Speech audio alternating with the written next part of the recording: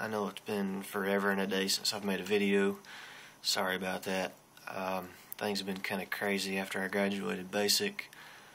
I actually stayed at Lackland for some tech school, and I left there, and I'm actually up in Washington right now, which is kind of cool. It's nice being out of Lackland. After you're there for 2.5 months for basic training, you don't really want to stay there for tech school, because Texas is okay for a little while, but then it kind of sucks. So kind of glad to be out of Texas.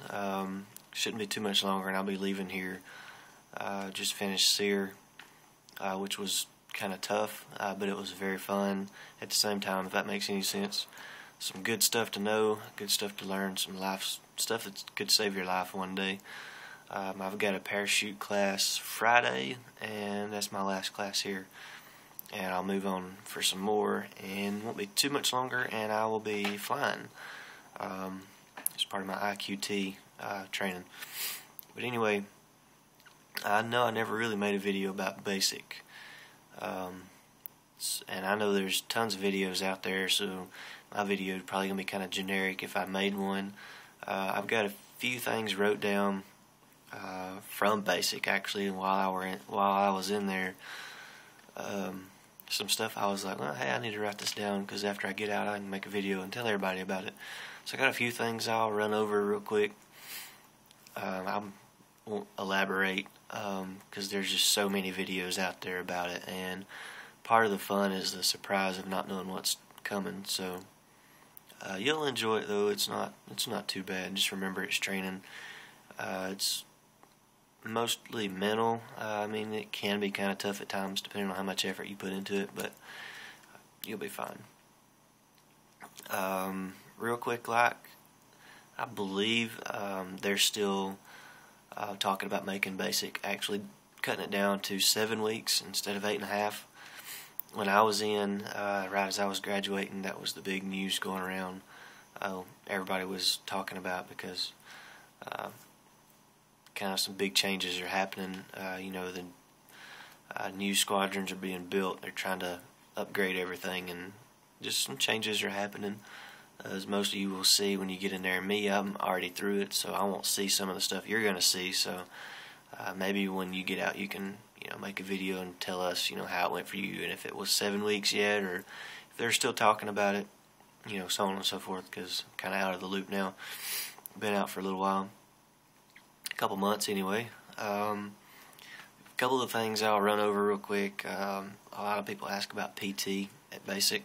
It's not really hard if you put a lot of effort into it. Like, if you give it your all, it can be kind of tough. Not gonna lie, but it's not too bad. They start you out kind of easy, and then as the weeks go by, as you progress, it gets harder and harder. Like, you do more repetitions of each exercise. Run a little further, because they start you out. They do like a mock PT test, where they see where you're at, and they place you in different lanes on the track, like that far outside lane all the way up to the inside. You have like your red belts, yellow belts, green belts, and then blue belts, which is like red being the worst or the slowest runner group, and blue being the best or the fastest. There's different ways you can do it. I'm not going to say which. You can give it your all the very first time and be a green or blue belt and have to run further than anybody else the whole time you're there.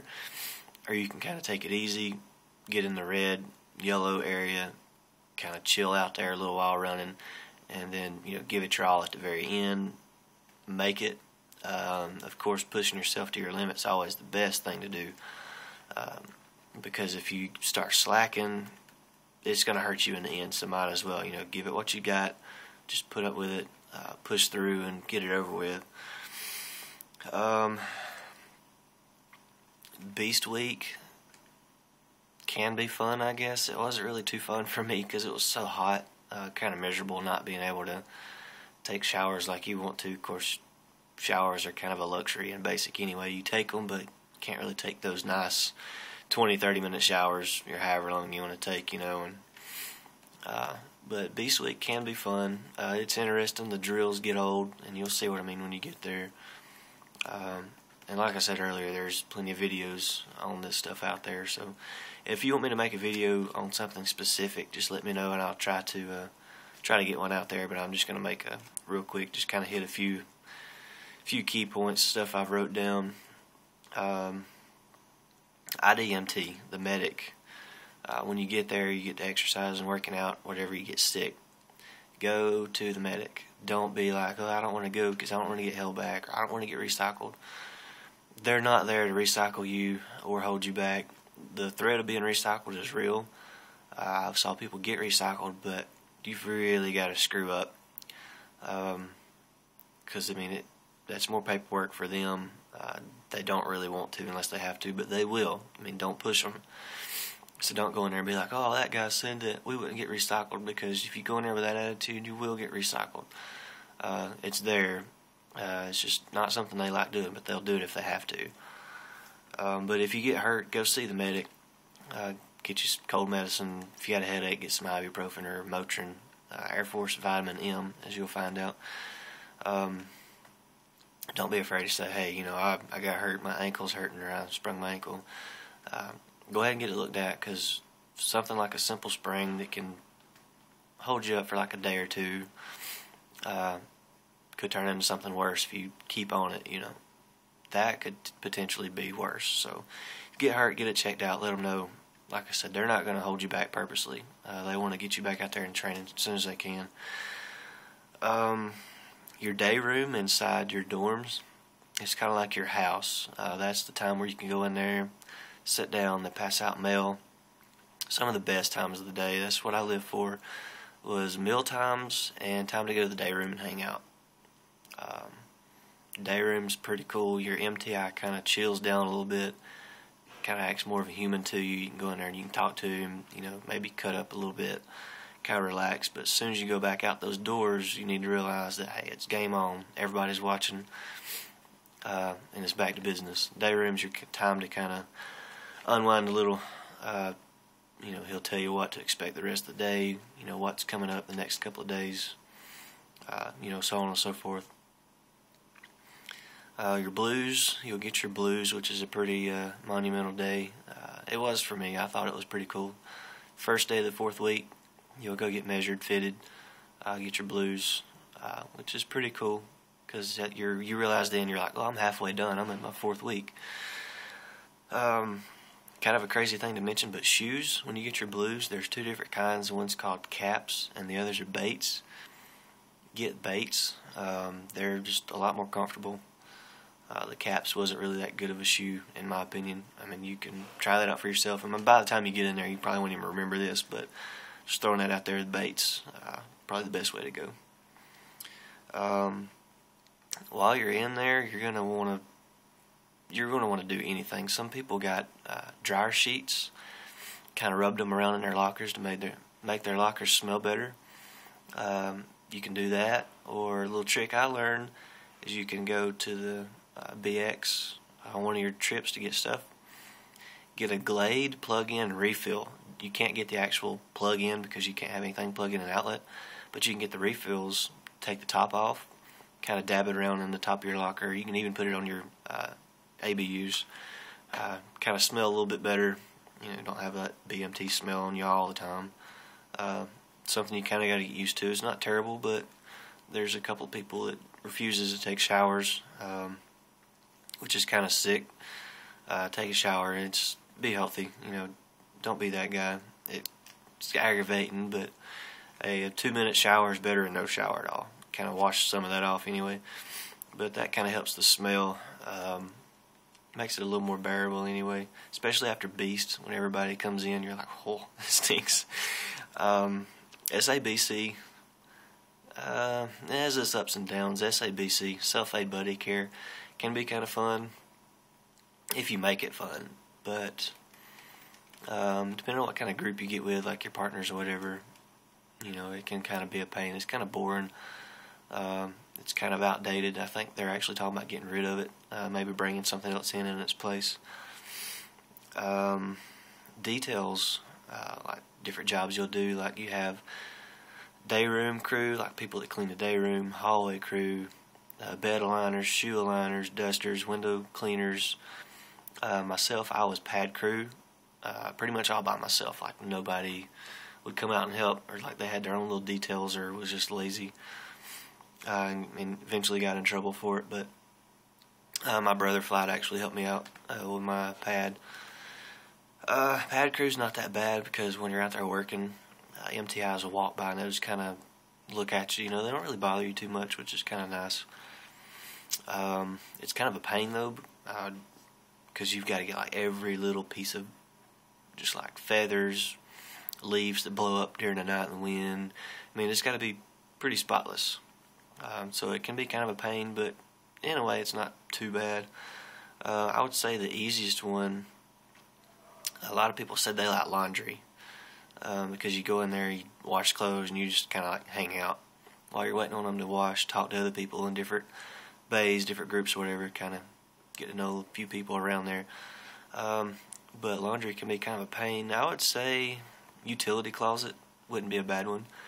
You've just got one little closet to take care of, and it can be tough because they look at it like, well, you've only got this one thing to clean, so it's got to be perfect. One of my best friends I made during basic was over a utility closet, and sometimes he had a pretty rough time, got kind of aggravated at it, but overall I don't think it's too bad. Bed aligners, you just go in there with like a string and a stick and measure the beds. If they get out of line, you got to line them back up and straighten the shoes out and stuff like that. Some of the details are not too bad. Some of them, I don't know, kind of aggravating.